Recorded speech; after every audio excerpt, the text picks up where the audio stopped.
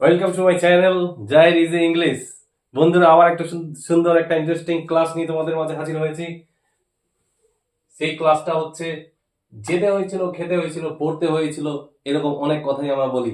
যেমন হচ্ছে আমাকে যেতে হলে আমাকে পড়তে হয়েছিল, আমাকে ঘুমাতে হয়েছিল। এই ধরনের বাক্য যদি থাকে, এই ধরনের বাক্যের গঠন হবে subject had to V one object. Subject had to V one object.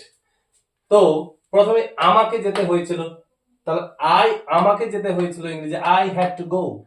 Two এর পরে ভি ওয়ান বসবে। আই হ্যাড টু গো, আমাকে যেতে হয়েছিল। তাকে নাচতে হয়েছিল, নাচা ইংরেজি ডান্স। তো I had to dance, sorry, তাকে হবে হি হ্যাড টু ডান্স, তাকে নাচতে হয়েছিল। তাদেরকে হাঁটতে হয়েছিল, তাদেরকে ইংরেজি কি দে, হাঁটা ইংরেজি walk. They had to walk, তাদেরকে হাঁটতে হয়েছিল। তোমাকে ছবি আঁকতে হয়েছিল, তোমাকে ইংরেজি ইউ, আঁকা ইংরেজি draw. You had to draw picture, you had to draw picture. আবার রবিকে মাঠে কাজ করতে হয়েছিল, রবিকে মাঠে কাজ করতে হয়েছিল। Rabi had to work in the field, Rabi had to work in the field মানে রবিকে মাঠে কাজ করতে হয়েছিল।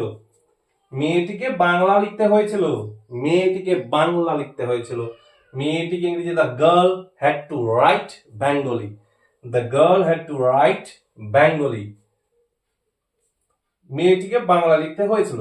এবার হচ্ছে চলুন বন্ধুরা প্র্যাকটিস করে নিই, লেটস প্র্যাকটিস। কতগুলো সাবজেক্ট দিয়েছি, কতগুলো অবজেক্ট দিয়েছি।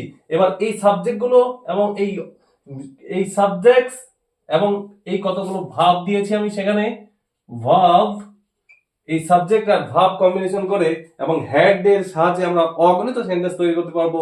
বন্ধুরা let's see. I had to sleep, I had to sleep মানে আমাকে ঘুমাতে হয়েছিল।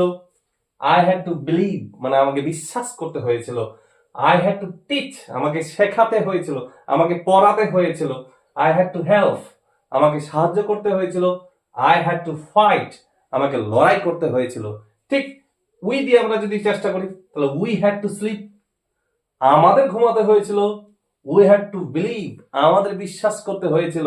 উই হ্যাড টু টিচ আমাদের শিখাতে হয়েছিল। উই হ্যাড টু হেল্প আমাদের সাহায্য করতে হয়েছিল। উই হ্যাড টু ফাইট আমাদের যুদ্ধ করতে হয়েছিল। এবার ইউ হ্যাড টু স্লিপ তোমাকে ঘুমাতে হয়েছিল। ইউ হ্যাড টু বিলিভ তোমাকে বিশ্বাস করতে হয়েছিল। ইউ হ্যাড টু টিচ তোমাকে শেখাতে হয়েছিল। ইউ হ্যাড টু হেল্প তোমাকে সাহায্য করতে হয়েছিল। তেমনই আছে ইউ হ্যাড টু ফাইট তোমাকে লড়াই করতে হয়েছিল বা লড়তে হয়েছিল। তেমনি আমরা যদি হি বা সি দিয়ে দিই, দুটা মানেই কিন্তু সেম। হি পুরুষের জন্য হি, নারীর জন্য সি। তাহলে হি হ্যাড টু স্লিপ তাকে ঘুমাতে হয়েছিল।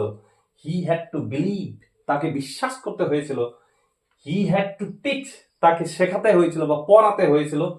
হি হ্যাড টু হেল্প তাকে সাহায্য করতে হয়েছিল। হি হ্যাড টু ফাইট তাকে লড়াই করতে হয়েছিল। দে হ্যাড টু স্লিপ, এবার দে দিয়ে আমরা যদি করি, দে হ্যাড টু স্লিপ তাদেরকে ঘুমাতে হয়েছিল।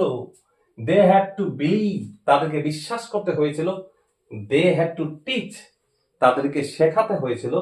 দে হ্যাড টু হেল্প তাদেরকে সাহায্য করতে হয়েছিল। দে দে হ্যাড টু ফাইট তাদেরকে লড়াই করতে হয়েছিল। ওকে বন্ধুরা, এই এই পদ্ধতিতে আমরা অনেক সুন্দর সুন্দর সেন্টেন্স তৈরি করতে পারি। তো hope you understand. Thank you very much. Thanks for watching. See you again.